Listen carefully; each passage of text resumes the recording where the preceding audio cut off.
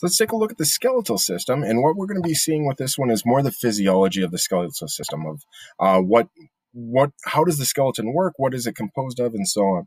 So the other one is taking a look at just naming the bones of the body, but there's also what are bones and how do they function. So we'll be taking a look at those things here. Now, make sure you can take and identify from the diagram the different components. And so we're going to be labeling the epiphysis and the diaphysis, and there's another epiphysis. So these are like the heads of the bone. In between the epiphysis and diaphysis, we would have an epiphyseal line or an epiphyseal plate. You commonly call them a growth plate, but we don't call them that in class. We call them the epiphyseal plate. There is cartilage that's on the joints called articular cartilage. And bone itself is not just this brick. We need to understand that it's a living organ. It's a living set of tissues. So we have liners and we have cavities just like everywhere else in the body. So the outer liner of the bone itself is called the periosteum. This has the blood vessels and everything that goes there. That's the outer liner. And what it does is it lines that compact bone that's right here. We'll be taking a look at what's in that in just a moment. But on the inside, we see it's not just this solid thing. It does have a cavity to it called a medullary cavity, and this is where the bone marrow is. This bone marrow might be yellow in nature. It might be red in nature, depending on if it's making fat or if it's going to be making blood cells, or it's a combination of the two and so on. But then we have to line that cavity as well. So the cavity to the liner to the cavity is called the endosteum. So the outer liner is periosteum, inner liner is the endosteum. On the inside of the medullary cavity, again, is going to be that bone marrow, and depending on what type. Now, we notice that we see the compact bone here, but to provide a little bit of structure to it, make it so it's not so heavy and so dense, we do find that it's spongy bone on the inside as well, and we'll be taking a look at that. So this is just kind of taking a look at a diagram, labeling up the parts, and then we'll go into depth in what it is. Now, when we see on our x-rays themselves, we need to understand there's your epiphysis, there's your diaphysis, here's my epiphyseal plate, and so on. So just understanding that helps to interpret some of those graphs. Now, bones themselves are either long bones, and you can see the examples there, and that contains both red and marrow in that medullary cavity. We have short bones that would be consistent of your wrist and ankle bones, your carpals and your tarsals in order. So your carpals are going to be your wrists, your tarsals are going to be your ankles. We have flat bones that are scapula and cranial bones, and then we have these irregular bones that are vertebra. Okay, so these three categories are going to be having red marrow only, and then the long bone is going to have red and yellow marrow. So if you're going to do a bone marrow transplant, you want the red marrow. You don't take from the femur, even though it's the biggest bone in the body. You don't want the yellow marrow out of there. You want the actual blood producing tissue. So that we refer to that as hematopoietic, and that's going to be that type of tissue. Now, when looking at the compact bone, we see that it's got a very definite structure to it, and we saw this with tissues. Each of those cells of the compact bone is called the osteon. Okay, so this is calcium-rich matrix here, and so that actually poses a problem. Because it's calcium-rich, we can't get transportation of nutrients very easily. It doesn't diffuse like its cytoplasm. So we have to have the system set up for it. We have in the middle here the Avulsion canal. This is your vertical transport of nutrients and waste and everything else that goes through. Okay, so that's going to be the blood flow. That's going to be all those nutrients and everything, like I said. So that's going vertically through. But we have to also go horizontally through this matrix, this calcium. So we have these little pathways called canaliculi. I'm going to jump over to the black and white side. You can see these little pathways called canaliculi, and that's going to be your horizontal transport. Okay, as we go through each of those layers, you see they're set up in layers like tree rings. Each layer is called a lamella, and then embedded in the lamella, we have these little lacuna, okay, these little pits or chambers. That's going to be storage of white blood cells. That's going to be storage of immature bone cells called osteoblasts, okay, and it's going to be also some nutrient storage and so on. So we have the Avulsion canal right there. Sometimes you hear referred to the osteoavulsion system. We have the lamella or the layers. Canaliculi, we have lamella, and we have the lacuna, okay? So just kind of keep track of what each of those things are. You're going to have to draw that out and label each of the parts and tell me what each one does, okay? Now, when we build and maintain bone, that osteon concept has got to be solid in our mind, because bones are constantly, all throughout your life, being built and maintained. Sometimes you have to build up bone because you got muscle mass growing.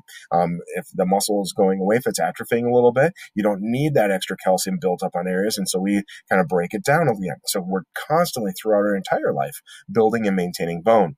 So there's two ways that we can do that.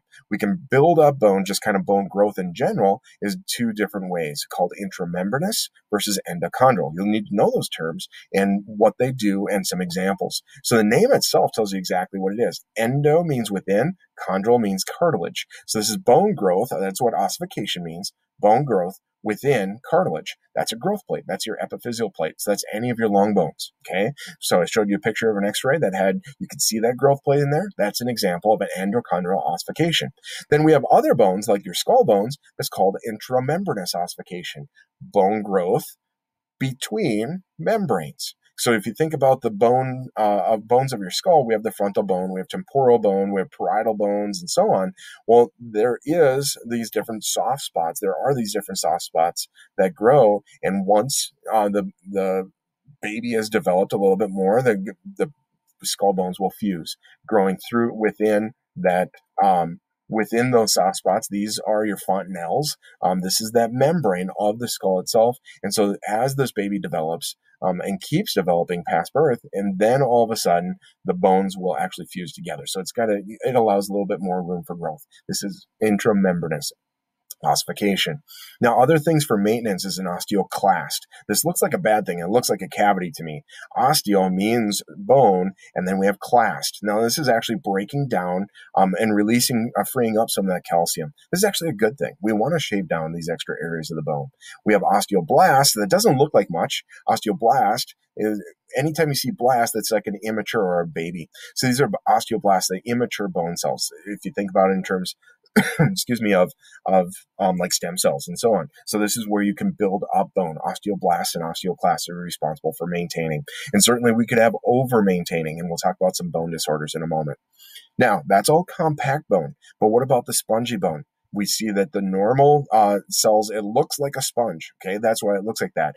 But this is kind of flawed because sponges just kind of have random holes all throughout. It's not random. These girders and these holes are actually arranged according very specifically to lines of stress. So astronauts, we find they have very low gravity. All of a sudden, the spongy bone setup of the trabeculae, that box girder bridge, that aligning to the stress degrades. And so all of a sudden they get really fragile bones because of that. This is where osteoporosis comes in.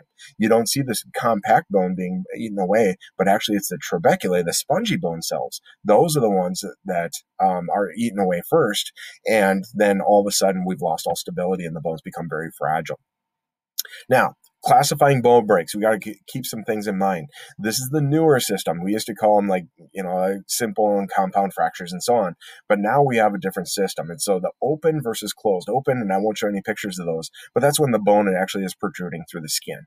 Okay, closed fractures are the ones that are actually, they're broken, but they don't actually go through the skin. So that's one way. The next thing that they take a look at when we're seeing x-rays, and we'll practice this in class, is when we look to see, is the bone broken all the way through, or is it just cracked and it's incomplete or a complete? If the bone is broken all the way through, certainly we have to treat it differently than an incomplete fracture. The last thing we're looking for is that bone off kilter? Is it displaced or is it non-displaced? So displaced means that the bone is supposed to be in this line, but now it's off to an angle. We're going to have to set that, aren't we? We're going to have to get them to line up and match, and so they can heal. If it's non-displaced, we want to make sure that we kind of stabilize it right there, put a brace on it so it doesn't move and shift. And we want to make sure if it's non-displaced that it stays that way. We want to keep it right in the normal body line. So let's take a look at a couple of things. This is an incomplete fracture, what we would call a green stick, okay? It's because green sticks, as you bend them, they don't just pop, they kind of bend and they might splinter a little bit. So we're seeing that the bone has bent on there. And if you look really close, I can see a little shave, a little splinters come off just a little bit. But this has certainly got to be set because it is displaced, but it's an incomplete fracture. It's not broken all the way through, what we call a green stick. Now, another one would be a comminuted. Whenever I see comminuted, I see pieces. And so those chunks or pieces have to be treated. If you can, pull them out. If this is in a wrist, You have to pull those out without severing any of the tendons or ligaments or nerves or blood vessels and so on. You got to get them out because when bone breaks, it's very, very sharp. And so it could actually damage the tissues around there. So you want to get rid of that if you can. Okay, so complete, because it's broken all the way through, and I see pieces. That's called comminuted. Now, other ways that we can get bones, if we see those pieces in there, even breaking your kneecap, that would be an example of a comminuted fracture. Now, we see that some other ones, and I kind of cheated because I drew this line in here. We might see an incomplete where it's cracked down here. This would be like a stress fracture. Okay, you'd see a crack all the way through, but it's not broken this way at all, and so on. So it's just a stress fracture. And so for treatment on that, they just say, well, whatever you're doing for activity, we got to reduce that stress and let that heal up. Okay, we find that sometimes in between the vertebra of gymnasts and so on, dancers and that, they get a lot of stress on their vertebral column, and it cracks those. That would be referred to as a stress fracture. That's a linear incomplete fracture. Okay, here's one that is a complete fracture again. We see the bone here, and we see the other piece here. This is the growth plate, that epiphyseal plate, so that's not fracture, but here's your break right here. But I see that it's actually at the perpendicular to the bone. That is what we call a transverse fracture. So it's completely broken, obviously, and it's displaced, obviously, because I see one piece here, the other piece down here. This one is up top is broken as well. Okay, this is the radius and ulna. So here it's broken. Here's the complete down here as well. They are both displaced, but they're both at the perpendicular going straight this way. That's transverse. Okay. Now we see some other ones. These are just kind of some other examples. Here's one that's actually at an angle rather than perpendicular. It's at an angle, very common within the clavicle. That's an oblique fracture. So complete oblique, and it is displaced. And by the way, you can interchange these words. You can say it's displaced completely and it's an oblique fracture or whatever. So it's just making sure you're getting all those key ones in there. I will never ask. You can kind of see the skin here, but you can't tell if that's broken all the way through. So I won't ever ask if it's going to be open or closed. Just know the terms, but you can't see it really from the x-ray because you don't know where the skin is. The x-rays don't show the skin. Okay, so we get some different oblique fractures. Now here's one that's actually a spiral fracture. It's a sign that this has been twisted. Now this is from a cat, and so it kind of got its leg pinned as it spun around, but you can see that it's actually not just broken at an angle. It actually spun a little bit, so you have to actually spin it back and then pin it. So that's a spiral fracture. Now, not all fractures are going to be as clean to classify and see, but we see here, a lot of times when you have a fracture, they have to get the story, the history behind it, because a Colles fracture is just a fracture, maybe of the wrist, maybe the ankles, but it has nothing to do with that. They call it or classify it as a Colles fracture because what happened to cause the fracture in the first place, say, for example, you fell up the stairs. Well, nobody breaks their wrist, okay? They break the distal end of their radius and ulna. Nobody breaks that falling up the stairs. It shouldn't have broken. And that's what Colles means, is a fracture happened, but the circumstance didn't really call for it to be a bone break. Maybe a bruise, but it shouldn't have broken. So it's a sign that your bones have low density, that there's something going on in there that could have resulted in, something else going on, resulting in a fracture. So that's what Colles means. Colles means that the case history suggests that the bones are more fragile than they should be. Okay, so you look into it more. A Pott's fracture is more of an athlete's fracture. They always say they break their ankle. But really, if you take a look, here's the malleolus of the fibula. Here's the malleolus of the tibia. This is the medial one. Here's the lateral one. So this is a person that just planted their foot and turned real quickly, and the ankle broke. Okay, that's classified again as a Pott's fracture. You take a look at the case history to see what happened, and that's where that comes in. Now we have avulsions, and I'm not going to show you a picture of that, but an avulsion is what you say when that limb or that appendage has been torn off. Okay, it's certainly a bone break because the bone's no longer there, but that is an avulsion. Okay, now when bones heal, you're going to see that it doesn't, here's all their spongy bone and everything, it heals with that compact bone. So you're always going to have that line, that scarring. You can always tell when a bone has been broken because you have a permanent record of the bones healing within that. Okay, now I'm going to finish up with bone disorders real quickly. Osteoporosis, we mentioned, is part of this. Now be careful because we always say, it's a lack of calcium. That's not really true. Your calcium only deposits in your bones while your bone growth plates are open. So certainly that's a piece of it. But think of calcium as like a safe like a savings account. You only put in a certain amount of calcium while those growth plates are open. When the growth plate is closed, you can't put any more in. You can only withdraw from your account. So we find that stereotypically, it's horrible to think of it this way, but people with osteoporosis, we tend to think of grandma. Okay, grandma is the one that suffers from osteoporosis the most. The reason for that is because of the estrogen shifts. And so the estrogen shifts during menopause and so on. And plus, when we have grandma, she's gone through childbirth and everything else. So that has a demand on the calcium outtake. And so bones will be sapped of their calcium. Problem is you can't put it back in. But we found that it's actually the estrogen itself that's the problem. The estrogen shifts cause that calcium to come out as well and kind of leach it. So that's where osteoporosis is. It's in the trabeculae, forcing them to be a little bit more weak. Now, vitamin D deficiencies, that's osteomalacia, otherwise known as rickets. That results in the bones being extremely soft.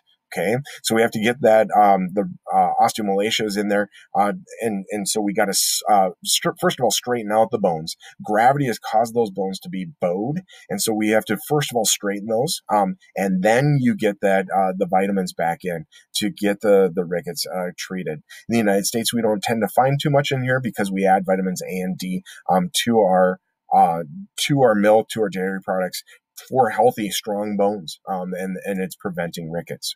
Now, we take a look at Paget's disease. Paget's disease is actually shown on this side, and this actually looks like a clean one. If I see an x-ray like this, I see that looks rough. That looks not something that I'd want. This is actually what you want. You want to have those rough patches. You want to see a dense. Paget's disease, it's way too clean. And what we found is it's actually down in the trabeculae level. The bone has been over-maintained. The osteoblasts and clasts are going too much. And so the trabeculae aren't going in. If you remember what I said, that it's going to arrange according to stress lines. It's been over-maintained, so we lost that arrangement, and so the bones become very brittle and they shatter. Okay, that's Paget's disease. It's a genetic disorder, so there's not really anything you can do about it, but it is an over-maintaining of the osteoblasts and clasts, so you lose that arrangement and bones become very brittle. Okay, another one is called histiocytosis. Now, technically, this affects any tissues in our body. This specifically attack the bones of, and that's what we're seeing is these holes in the skull are actually white blood cells. Okay, that's the cytosis part. The cells are actually attacking, the white blood cells are attacking the tissues of the body themselves. To treat this, you've got to take some kind of immunosuppressor. You got to do something to get these white blood cells to come down in number so it's not attacking the body.